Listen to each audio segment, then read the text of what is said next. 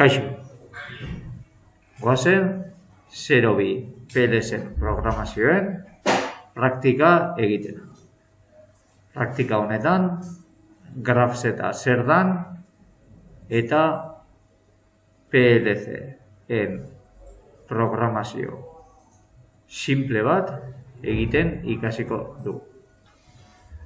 Hazen bau. Gure praktikan,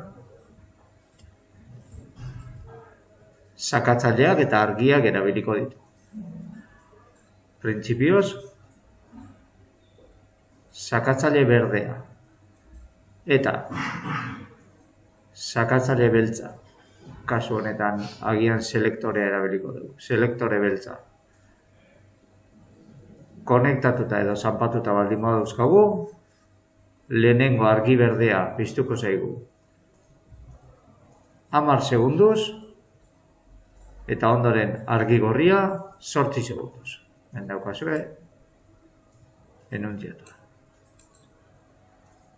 Ados, beraz, bi hauek sakatuta daudenean, lehenengo berdea piztuko da 8 segunduz, 10 segunduz barkatu, eta ondoren gorria 8 segunduz.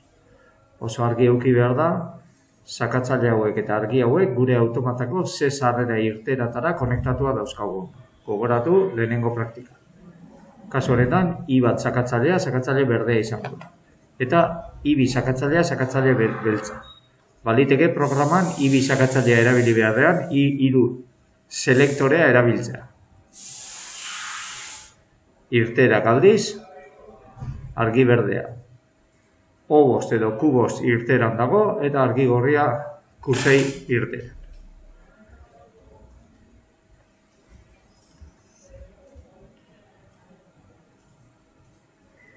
Lehenengo, gure automatismoaren, hemen hitzez aurkeztu dizuegun automatismoaren errepresentazio grafiko bat sortu behar du.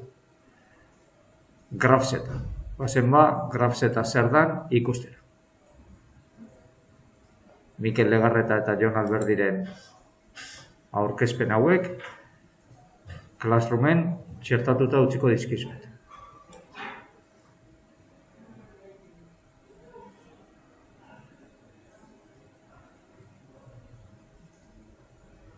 Grafzeta, hitzak berak esaten duen bezala, frantsesetik dator.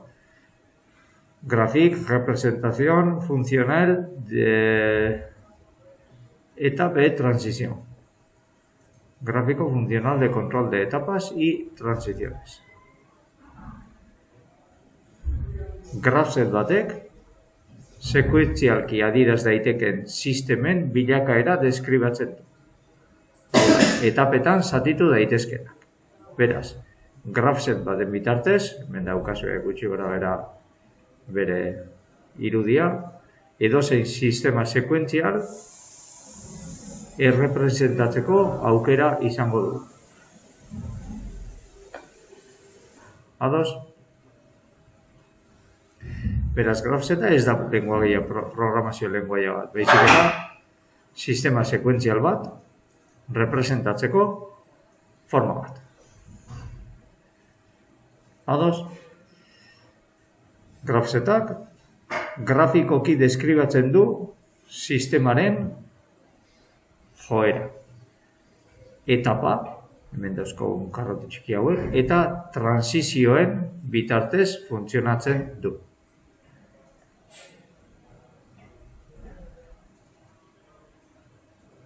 Ados? Etapak, grafzetaren etapak, akzioekin lotuta egoten dira. Eta transizioak aldiz, errezeptibitatearekin lotuta, etapa batetik bestera pasatzeko errezeptibitatearekin. Bi gauz garrantzitu horiek, etapak eta transizioak aurkituko ditugu grafzet guztietan.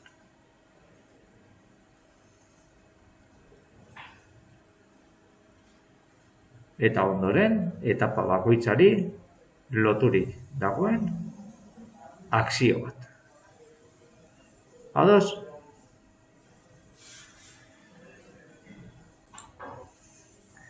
Ozen gure adibidea. Grafset batek beti hasierako etapa bat izaten du. Bat etapa.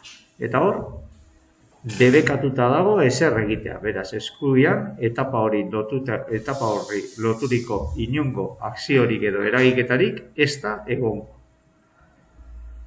Lehenengo etapatik bigarren etapara pasatzeko transizio bat edukiko dugu. Transizio hori kanpoko aldagai bati lotuta egongo da. Pieza dago, adibidez. Piezarik dago. Piezarik baldin badago, bigarren etapara pasako gara. Pieza bere detektoreak. Bigarren etapa hortan, akzio edo egiteko bat izango dugu. Zilindroa aurrera. Beraz, zilindroak pieza helduko luke. Behin bigarren etapatik hirugarrenerako transizioa betetzen baldin bada, zilindroa aurrean baldin badago, karrera amaieraren bat, hirugarren etapara sartuko gara, eta hirugarren etapa horrek ere akzio bat izango du, zilindroa atzera. Eta behin zilindroa atzera iritsi denean, berriz ere hasierako etapara etorriko gara, eta pieza egon artean zai geldituko da. Ados? Gure argi jokuaren kasuan, selektorea eta argi berdea edukiko ditugu, S1 eta S3, eta hasieran lehenengo etapara etorriko zaigu gure sistema. Non ez duen ezer egingo. Behin S1 eta S3 biak sakatuta dauzkagunean, transizioa, bigarren etapara etorriko gara. Eta hor, L bat argia piztuko da, berde. Temporizadore bat martxan jarriko da, eta 10 segunduz kontatzen hasiko da. Behin temporizadore hori, 10 segundu hauek kontatzen dituena, martxan jarri denean, hirugarren etapara pasako gara. L2 argia piztuko da, gorrila. Eta 8 segundutako temporizadore bat martxan jarri. Behin 8 segunduak pasa direnean, berriz ere hasierako egoerara etorriko gara. Eta zai egongo da sistema, S1 eta S3 pulsatu arte. Ikusi duzuen bezala, Grafset honek hasieran esplikatu dizueten enuntziatu guztia,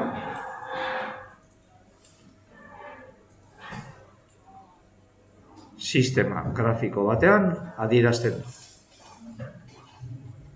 Ados?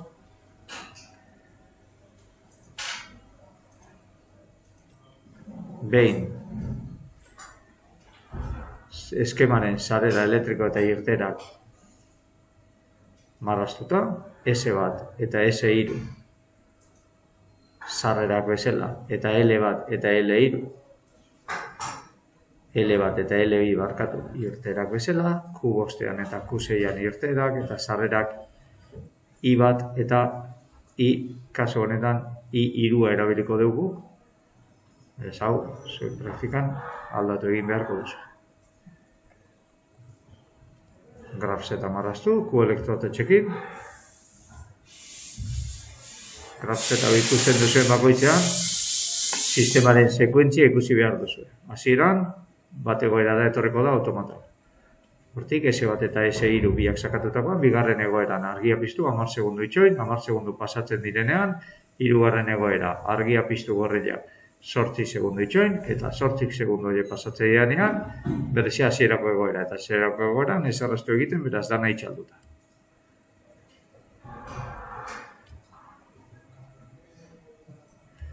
Grafset hori automataren programara pasatzeko, egoera bakoitzak,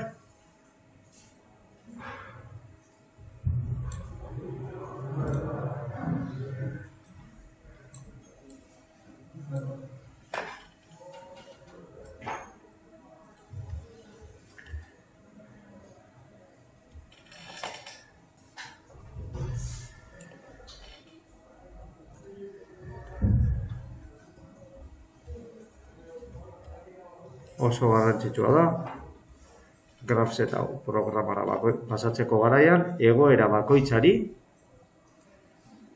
memoriako keep edo RL bat elementu biegonkor bat, atxikitzen.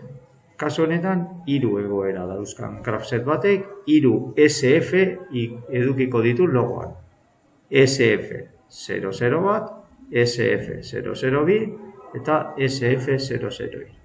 Eta SF kontaktu horiei lotuta, ikusi hemen SF bat, marka bat. SF2, bigarren marka, SF3, hirugarren marka. Marka hauek, egoera bat, 2, 3 egoeren kontaktuak edukitzeko sortuko ditu. Biegonkor hauek, SF biegonkor hauek, aktibazio sarrera eta desaktibazio sarrera izaten dituzte. Aktibazio sarreran, nondik datozen eta transizioa idatzi behar izaten dira. Eta desaktibazio sarreran, urrungo etapa. Ados, berriz errepikatuko dut. SF2an adibidez. SF2, bigarren etapari dagokion biegonkorra. Bi konektore ditu. Goikoa aktibazio baldintzen konektorea. Eta aktibazio baldintzen konektorean, C etapatik datorren, M bat, SF bat etapatik dator, eta SF bat, M bat markari lotuta dago, beraz. Aktibazio baldintzetan S2an, M bat, C etapatik datorren, eta transizioak. I bat, eta I3. S bat, eta S3. Ados, beraz, aktibazio baldintzetan beti C etapatatik datorren, eta C2 transizio kumplitu behar ditu. Eta SF2 desaktibazio sarreran berriz, urrungo etapa. Irua, beraz, M3. Hau guztietan bete behar. SF batean adibidez, SF bata 3tikan etorriko litzake, 3garren egoeratik etortzen delako lehenengoa, eta transizioa T2 izango litzake beraz. SF batan, M3 egoeratik, eta T2 temporizadorearen kontakta. Eta SF3an, M2a eta T1, SF3an aktibazio baldintza M2 eta T1, eta SF3aren desaktibazio baldintza urrungo egoera, M1. SF3aren desaktibazio baldintza, M1. Kasu berezi bezala, lehenengo egoeran, bi aktibazio sarrera izaten ditugu. Bat, orain arte esplikatu deuna, aurreko egoera eta transizioa, eta gero beste bi egoerak ezestatuta jartzen dira. Hau, automata pizten denean, edo erroren badagoenean, eta inungo egoeratan ez dagoenean automata, beti lehenengo egoerara joateko erabiltzen da. Automata geratu ez dedin, egoerarik gabe. Beraz, beste egoeratan espalima dago, eta hau paraleloan jartzen da lehenengo egoeraren aktibazio baldintzan, beste inungo egoeratan espaldima dago, joan zaitez beti lehenengo egoeratan. Ados? Beraz, sekuentzia, transizioak egoki mugitzen bali dira, biegonkor hauetan, dantzan ibiliko batetik bestera. Grafsetak dantza egingo duen musika berdinarekin. Klik, klik, klik, klik, eta hauek, klik, klik, klik, klik, klik, klik, klik. Ikusi dugu alare, indikan sekuentziaren logika bakarrik implementatu dugula, biegonkorrak martxan jarriz. Baina inongo irterarik ez dugu aktibatu. Orain irterak aktibatu beharko ditu. Lehenengo egoeran ez daukagu inongo irterarik. Bigarren egoeran argi berdea eta temporizadorea, eta hirugarrengoan argi gorria eta bigarren temporizadorea. Hau, programan, biegonkorren sekuentzia guztia egin ondoren egiten du. Bigarren egoerari lotuta, Q5 irtera egongo da, L bat argia. Eta baita ere, bigarren irterari lotuta, T1 temporizatzailea, 10 segundo. Hirugarren egoerari lotuta, L2 argia egongo da. Eta baita, T2 temporizatzailea ere. 8 segunduz martxan jartzeko. Ados? Besterik gabe beraz, programa hau simulatu eta PLC-ra bidaliko du. Simulatzeko garaian,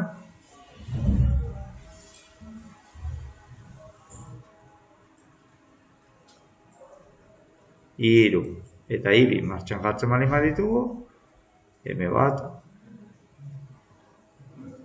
egoeran dago, Q5 argiarekin, eta orain M3 egoerara etorriko da, eta Q6 argia martxan jarriko du gorrila, eta handik 8 segundutara, berriz ere M1 egoerara etorriko da, eta ezer ez digu egin. Ados simulazioarekin, eta berriz ere, bi pulsagailuak emateko zai geldituko. Goazen programa hau, simulatzeari utzi, eta automatara bialtzea.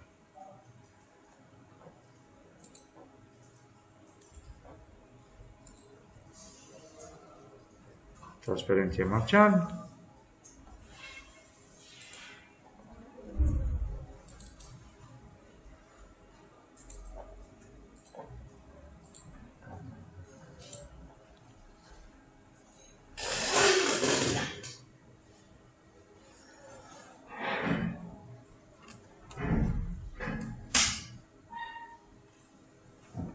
Lehenengo argia martxan.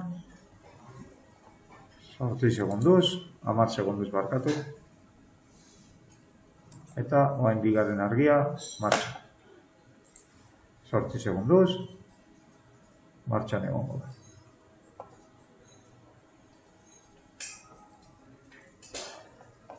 Online botoiari ematen baldin badiogu, test online, sistema guztia ikusi ahal izango dugu. Kasu honetan, ikusten duzue 0. egoeran dagoukagula sistema, zai, eta, barkatu, bat SF batean, bat lehenengo egoeran, M1 marka aktibatuta, eta I1 eta I3 selektoren zai, pultsagailuen zai. S3 selektorea martxan daukagu, kentzen badeu, kenduta salduko zaigu, eta jartzen badeu, hori da, S3 jarri da. Eta, orain pultsagailu berdeari ematen diotenean, S1, ja, S2 edo bigarren egoeran sartuta daukagu, eta temporizatzaileak ere aztertu ditzakegu beherago. Zenbagarren, bigarren temporizadora martxan daukagu, eta amaitu zaigu sistema. Ados? Aurrera. Eskerrik asko.